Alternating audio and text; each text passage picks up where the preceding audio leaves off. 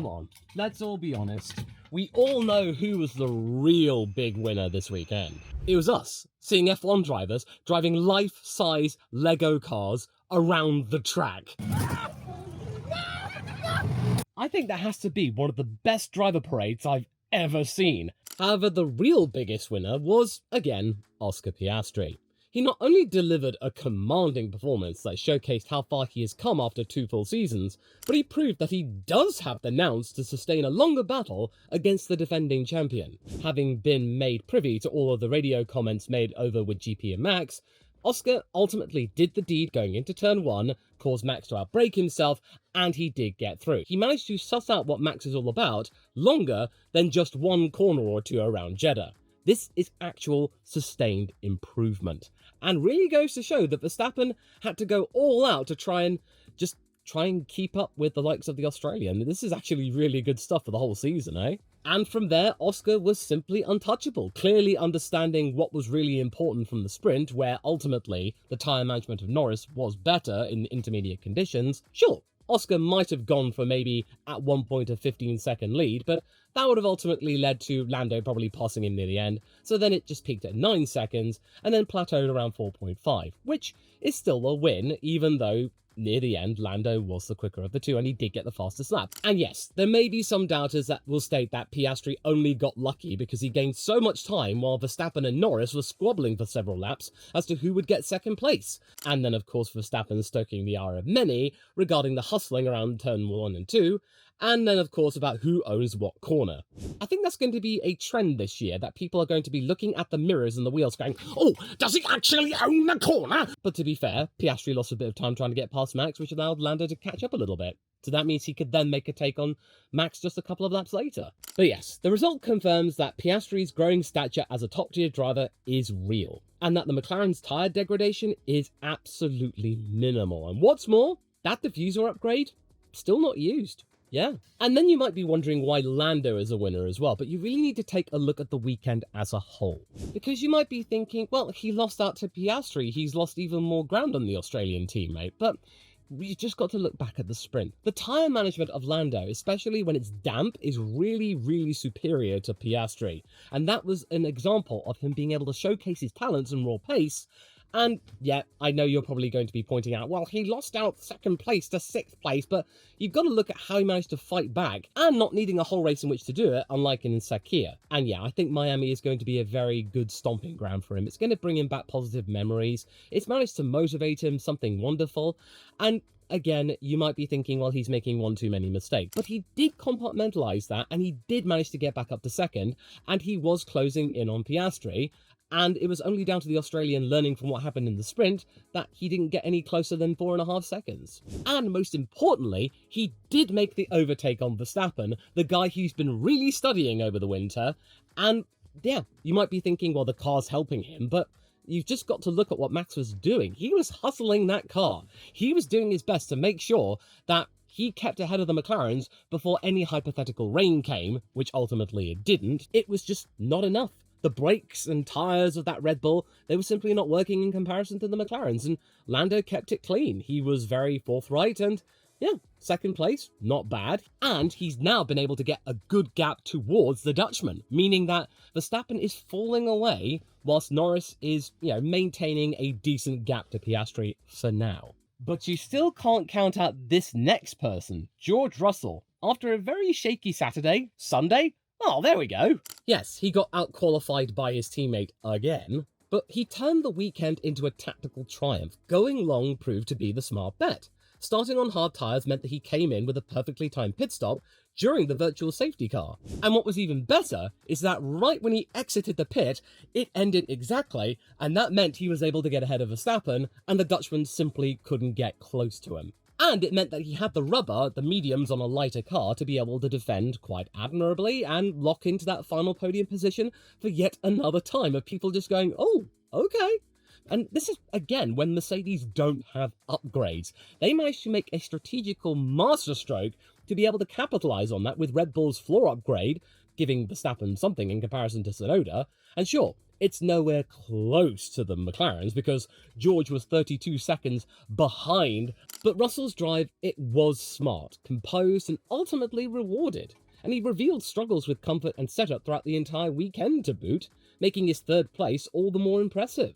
And it was a nice recovery on race day, but you've got to look at the entire weekend and it wasn't bulletproof because the other Mercedes really showed their mettle as well. Yes, it did fizzle out on race day and Kimi didn't score nearly as many points as theoretically he could have earned, but this is the school of hard knocks, people. This kid's only 18 and he's now getting, for the first time, a real experience of what it's like to fight Verstappen, Piastri, Norris, his own teammate, the elite, right up there, and he didn't bottle it too much. For an 18-year-old, that's really impressive. The youngest ever F1 pole sitter of any session, and I know many people will say it doesn't count because it's a sprint, but he did turn heads around Miami, signaling to many. He's not going to be going anywhere anytime soon in both pace and racecraft. And also, he is within a few points of Leclerc to take back 5th place in the championship that he had for the first couple of races and out-qualifying the Ferraris and really giving George a little bit of a spook.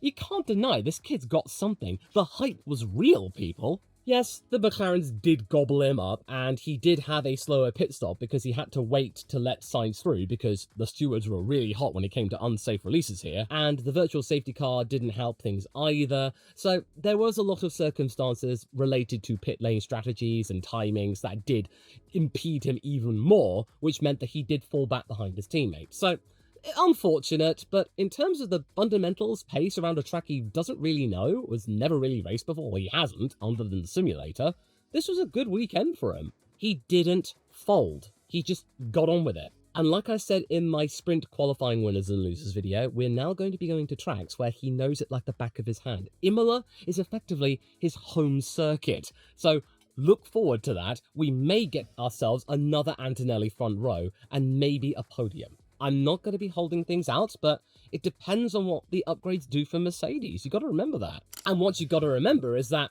oh yeah, okay, this is definitely Alex's breakout season. I mean, it took him long enough, but come on, this isn't a Williams. The Williams looked really admirably, on merit, competitive. And it makes me really, really sad I didn't carry over my 2024 bold prediction of Albon getting 2 top 5 finishes, because he's now done that only a quarter of the way into this season. And I know many people will be saying that Williams have given up too soon and they've given up development, but they're sticking to their guns. This is just a nice little bonus. The team's slimmed down beam wing package for Miami, it specifically gave him and Carlos a significant straight line speed advantage, which is partly why both men outqualified the Ferraris. And I know, a 5-second time penalty scuppered even more points. That would have been 4th and another cheeky 5 to his name, so Albon would have come out of this with effectively the same amount of points that a standard Grand Prix weekend's 3rd place would be affording, so it's technically a points podium. But it is something that the team should really be celebrating. Although he and Williams are saying that really this is not going to be something that will happen all the time, that this was just circumstantial and track specific, which is fairly modest and reasonable, but come on, it's a huge chunk of points, and Albon really proving that he has got the measure of Sainz, and Carlos is really going to be having a tricky time of it, and even though there has been improvement, Albon is still king right now, and that is fantastic to see. I'm really, really pleased, and I know I was really disparaging of him when Colapinto was around, but all of this is showing that Colapinto's potential, and him just getting on top of the car really quickly, it's really rating the Argentinian as well, and the Thai driver all the more so. So brilliant, Alex, brilliant stuff. And what makes this even more brilliant is that none of their rivals scored. And as we get to the myth section, we do have Carlos. Yeah, points in the race is commendable, and a sign that Carlos is gaining some understanding of the car because he outqualified Albon, but it was, as he put it, a frustrating weekend. I don't think you need me to tell you that Carlos was probably one of the most aggressive drivers on the grid, probably not that far behind the likes of Verstappen in him trying to fend off the McLarens. And yes, this aggressive strategy is somewhat impressive in that he can actually do this, and that he is picking his battles a little bit more efficiently, so he's not always going after the wrong car. But you've only got to look at what happened throughout the entire weekend, is that out of the 2 Williams drivers, he was the scrappiest, the sloppiest, and he did throw away a good chunk of points, but at least he's aware of that. And then, of course, I know you're going to be wanting me to talk about what happened with Sainz and Hamilton, the last technical corner of the last lap. That could have easily gone a whole lot worse and seen both men out. But ultimately, the stewards decided to take no further action because, yeah, sure, what Carlos did was a massive dive bomb, but Hamilton trying to just take the corner regardless, albeit a little bit tighter, that was ambitious in of itself, but at least it worked out for the British driver. It wasn't clean, neither man backed down, it reeked of desperation from both of them. And then let's not forget what happened earlier on in the race. I know this is going to be making it sound like, well, he should be in the loser category, Law. You're just showing yourself a little bit of bias here, but come on, you've got to look at the technical potential of this car, and you've got to be looking at what he was able to do in qualifying and the speed around it. These moments are notable, and they do put him out of the winners, absolutely not. Alex leagues away in that, because you've got to look at the moment when he and Alex were fighting for position, and it resulted in Carlos going wide, being noted for a penalty, and then sustaining damage. I appreciate that Carlos has got the hustle here, but yeah, I mean, okay, you know what? Retroactively, we're getting an early loser thing here. But green shoots are present. There are limitations showing in terms of strategy and radio communications, though, from the team, which Alex himself has demonstrated. So this is all good intel, but yeah, out of the two Williams drivers, Carlos was the scrappier. And then we move on to Nico Hülkenberg. I felt compelled to put Nico here in the miss section, as Sauber went for a good long first stint on hard tyres, hoping to benefit from a long safety car, which never came. And then according to Nico, they decided not to capitalise on the virtual safety car, they stayed out. They didn't really do anything with this, and therefore Hülkenberg felt like he was compromised, and maybe a cheeky points finish, or at least being closer to the likes of 13th and 12th, might have prospered. But at least he did describe this race as one of the better races of the year, which shows that maybe slowly but surely there is some sort of game plan going on with Sauber. Binotto, Weekly right there. But needless to say, the team are still really struggling when it comes to qualifying, and Bortoletto's performance with getting 13th in Q2, that was an absolute masterstroke of timing, because Hülkenberg didn't get out of Q1. It's all over the place. But it is steady progress all the same. At least they're not lost at sea like they were last year. They've got some upgrades coming in the next couple of races, I think for Barcelona, so this might turn things around. They might get a few more points, and maybe there might be someone other than Sauber who finishes last. And at the moment, considering how sporadic it is, Alpine might be a candidate. It really depends on what happens with the drivers and the upgrade path. And then Isack Hadjar. Isack had hustle in Miami. He had a promising start. He once again outqualified Lawson and looked likely for points. So therefore, it does merit him being in contention for not being in the losers section, but he himself was very hard on how he did, and he admitted that he probably outdrove the car, and that resulted in him not really getting anywhere close to maybe nabbing 10th place from Tsunoda on the track, or in terms of the 5-second time penalty that Tsunoda sustained in the pit lane. But it was close though. Less than a second Isack was from getting another 10th place. But he should take some comfort, really, that out of the two Racing Bulls driver, he was by far the cleaner of the two. And it looked like he was able to do something with that car as well. And this is something really important to remember for the French Algerian. He is slowly raising his stock at the moment, whilst Red Bull are looking a little bit precarious up at the front. So maybe in a couple of years he might get a promotion. Not next year though, no, too soon. But something is happening with this kid, and I like it.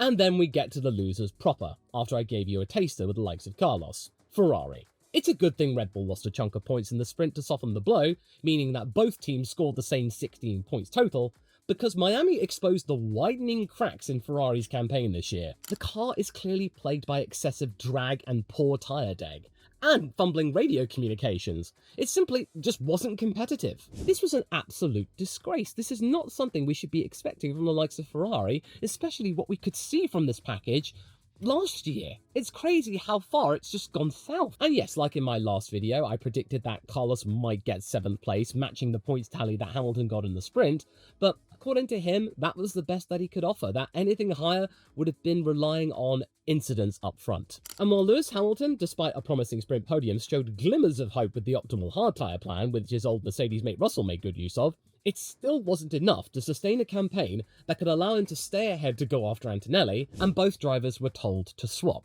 And there was even a little bit of fumbling regarding that, because I think at one point when Lewis was meant to give the place back, he wasn't told in time, and vice versa. And you could sense that Sky Sports, Anthony Davidson, really trying to get to the bottom of this to understand the full context. That means the whole confusion and anger from China didn't happen again. But needless to say, it was just done so ham-fistedly on both counts that Ferrari lost out on any opportunity to get anywhere close to Kimi. Sure, Charles did get to almost within DRS range, but it was too late because they spent so long trying to get the deal done. It just left both men angry. And this is a really rare situation for Ferrari to find itself in, dealing with two big-name alpha drivers, real alpha drivers. And I think I'm starting to liken this more to what we saw with the likes of Prost and Mansell. And that didn't end well. Whilst Leclerc has somewhat kept himself calm publicly, calling for unity, Hamilton was more pointed and irritable. Even though he claimed that he wasn't angry toward his race engineer, him sarcastically advising the team to have a tea break as he resisted tyre-saving instructions when Carlos Sainz was looking to mount a charge after Hamilton was ordered back, that's not good, and it does show he was losing his temper at least a little bit. This is a garage that is slowly becoming more encumbered with the likes of intra-team politics. And then you get hesitation in terms of reacting to other events and their overall strategy. They just simply didn't know what they were doing, and they were too scared about angering one or other driver or both.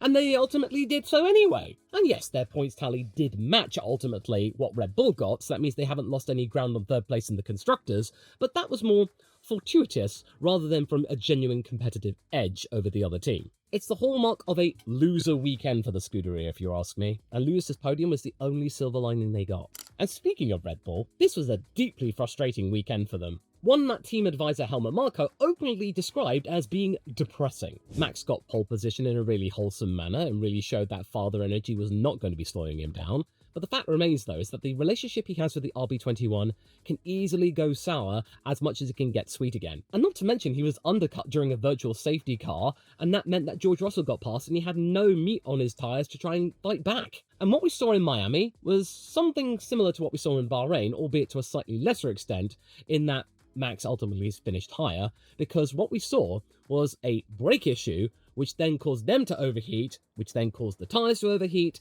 and therefore resulted in more tyre degradation, meaning that it was just a never-ending cycle of absolute sad. And then, of course, you got to mention what happened in the sprint. Through no fault of his own, he was unsafely released into the path of Antonelli. He got a 10-second time penalty for a team's mistake, which meant that he didn't score any points. So therefore, it broke his streak of being classified in the points for every single race since 2016. DNFs don't count. So there you go, Red Bull, you completely killed the streak. And then Yuki, like in Bahrain, arguably delivered a commendable personal performance, scoring 4 points over the weekend. Yes, it's small potatoes, but at least there were potatoes to have. He showed grit in fending off Isaac Hadjar despite a self-inflicted 5-second penalty for speeding in the pit lane, but what makes this somewhat forgivable is that whilst Yuki was trying his best, he was driving with a car that did not have the upgrades, the floor package, that Max was afforded, which might explain why there was such a big gap between the two of them. So therefore, it makes Yuki's results over the course of the weekend a little bit more impressive in terms of context. And then you got to find out what happened in the sprint qualifying, where ultimately, probably a lack of communication meant that Max was right at turn 17. Yuki had made a mistake in that previous lap, so he had to go again, and therefore there was no sort of communication as to who was where, and that meant that Yuki dawdled. He then missed out in the start-finish line, so he couldn't do another lap, and therefore he was stuck in SQ1. So, yeah, oops. This was just a really bad weekend operationally speaking, and Yuki was one of the major casualties, as was Max with that unsafe release. Red Bull fell short of expectations, and by their own standards, this makes Miami a weekend to forget. Max now 32 points behind Oscar and only 6 ahead of George. That performance clause is looking a lot more real, yeah? And what looks even more real is that Aston Martin's situation is a painful reminder of how far they've fallen since 2023. They were slower here this year than they were 2 years ago in qualifying. Because yeah, you got the crash with Liam Lawson in the sprint, followed by a self-inflicted spin at turn 12 in the Grand Prix, which meant that he and Lance were propping up the classified finishers. Post-race, he didn't mince words, admitting the team expected a tough race, but maybe not this tough. And I recall from the previous race that Fernando was fostering hopes that he might be able to at least score at least 1 point around Miami, since he does like this track, but that didn't even come close. Unless the rain got involved, because He was actively competing with the likes of Hamilton. He might have gotten third or fourth place on the road, but then, due to the fact that he was being completely stonewalled over the radio, he came in later, so he was fighting with Lawson, and then that crash happened. So arguably, Aston Martin threw away a good chunk of points, which then Lance Stroll later capitalised on. And speaking of Lance, that 5th place in the wet-dry sprint, that was the only hope that Aston got, and it couldn't be carried this momentum into Sunday, and he finished behind Alonso. Put simply, if it's not damp, the AMR25 does not offer anything to its drivers. It is now officially this year's tractor. I think the Sauber has now eschewed itself of that identity. So at this moment, I think the only thing that Papa Stroll should be investing in is trying to find a way to change the weather to make sure it rains at every single race weekend. That's all they can do right now. Because this weekend, it was just a total dud. And the same could be said for Haas, albeit a little bit more tragically, since at least a couple of points were in the offing, but that unfulfilled potential and then reliability gremlins capped off a weekend which had not many positives. But then at the very least, Ocon delivered a very workable drive though. He didn't fly off the handle, he looked fairly competent throughout all of it. He got into Q3, which was no mean feat, on home soil to boot, so that would have been a plus. And he did ultimately finish 12th, so he wasn't completely nowhere. It showed that there was a little bit of hustle left in the tank, but it simply wasn't enough to be able to sustain a points finish when you got Hamilton coming back through. But at least he was able to keep Lewis behind him a good long while. Both Ferrari power units, that was really impressive, so Esteban had a little bit of fight in him with the likes of the 7-time champion. So that would have bolstered him up a bit. The car around Miami, it just seemingly lacked the race day adaptability and long run pace needed to challenge for points. And then we have Behrman's weekend to talk about here. This, quite honestly, is one of the definitions of tragic, because we were seeing a really impressive burn from the Stern campaign going from 20th to 8th in the sprint, which ultimately got nothing because he got subjected to an unsafe release penalty, taking him out of the points, and then a fight back, which I think at one point he got up to 13th or something like that, was then curtailed by his engine or car just cutting out suddenly whilst mounting a curb, and therefore he was completely powerless. And in a season where reliability issues are extremely rare, this is a very big cause for concern. And while Behrman is technically in a development phase, reliability and execution issues, that meant no progress was made. So the lack of pace, those setbacks, missed opportunities, it was a net loss for the team, because they've lost out big time to the likes of Williams. They're now quite a ways behind, trying to get 5th place. And quite frankly, their focus should really now be paying more attention to defending 6th place, because those 4 points from Lance means that technically Aston Martin are catching up to them. It sounds really, really weird, but mathematically it's true. Aston Martin are closer to them now than Haas are to Williams. And then Liam Lawson, another dirty weekend. Qualifying 15th, his race unravelled at turn 1 when he collided with Doohan, damaging his floor. That incident led to retirement on lap 40 with further side pod damage, marking another lost chance to try and redeem himself and prove his worth. Try and gain some standing back with the fandom, which he lost considerably with Fernando on Saturday, and then it got a penalty. So yeah, Liam was trying his best. He did remain calm in the post-race debriefs and conferences, but the fact remains though is that this was even more frustrating for the fact that at one point, Liam was looking like he was going to be hanging on to 7th place, or even just 8th place. He would have had a point to his name, he would have gotten off the mark, this would have been a really good state of progress, and a good sign that this was the right thing to do. But he still comes away from this weekend without any points, and the less clean driver of the Racing Bulls pack. Isaac Hadjar is showing him up. Simple as. And then Alpine. Oh, jeez. This season continues to spin on the starting line, honestly, Miami being no exception. Gasly was lumbered with a pit lane start, and from there, he struggled with pace and grip, finishing 13th. His post-race debrief highlighting that much work needed to be done still, summing up Alpine's persistent lack of competitiveness, or consistency, or understanding where their car truly is. Unfortunately, we're not seeing what we saw at the end of last season where we got a surprising and pleasant-looking surge. Now Bahrain's looking like more a fluke rather than a true uptick in pace. And the only thing they got out of this weekend was a pity point, 8th place in the sprint, 1 point to Pierre's name. As for Jack Doohan, it was even shorter a Sunday. After a botched radio miscommunication ruined his qualifying, seeing completely tear into his crew, any hopes of redemption were erased when he clashed with Lawson and he couldn't finish the race. And then he triggered the first of 3 virtual safety cars. But this couldn't have happened at a worse time.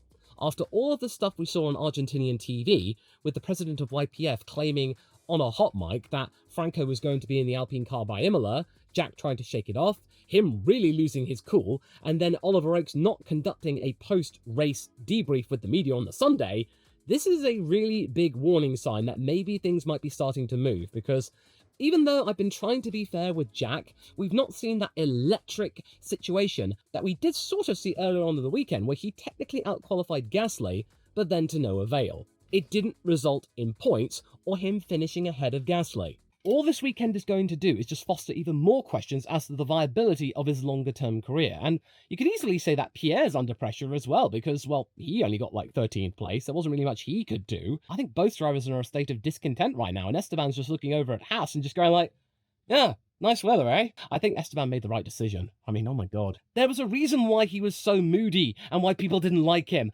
Alpine did that to him, and it's doing it to Pierre and Jack. And yes, one may argue that Kimi and Yuki also picked up lower end points from a similar situation. Their machinery at least showed genuine potential across multiple sessions, whereas with Alpine's package, it never really convinced anybody. And then we finish with Bortoleto. He did look on course for a competitive showing, matching Hülkenberg's pace for much of the race, having garnered a strong Q2 demonstration. However, that was denied him after a fuel systems failure that was the latest diagnosis, really curtailed his race, and he ultimately had to retire the car. That was the thing that triggered the second virtual safety car of the day. But despite the setback, Bortoleto felt that the weekend was a really good one for him, in that he learnt a lot in terms of tyre management, he's managed to sustain himself a little bit more, there's progress being made with the team overall, he's feeling happy, considering that he's not being able to really do much with this car this year, but at least he's away from the spotlight, and then he only comes into the spotlight when he gets into Q2, so he can pick his moments when he suddenly gets attention and people go, oh, that Gabi guy, he's very good. Oh no, he's gone again. Oh, okay, blame Sauber. But there were points that he felt like he could hang on to the likes of Ocon and Gasly, maybe try and close in on them to get 12th or even 11th. That would have been really impressive. But still, we had reliability gremlins. And like I said with Behrman, this is something that's quite rare, and it can easily scupper a weekend for anybody, especially if you're a rookie and you really want to try and get some good race pace around a track which is really technical and was expected to be really hard for all of them, the rookies. It therefore makes it difficult to fully assess Bortoleto's weekend, save for the likes of Q2, but at least there was some signs of hope, and the Sauber, unlike the likes of the Aston Martin, can do stuff. And what the McLarens will be able to do in terms of stuff is fight. The team washing their hands of responsibility for what goes down on the track between their drivers. To find out why McLaren has done this to just wash their hands of responsibility for what happens with Oscar and Lando, watch this video next, straight after this one.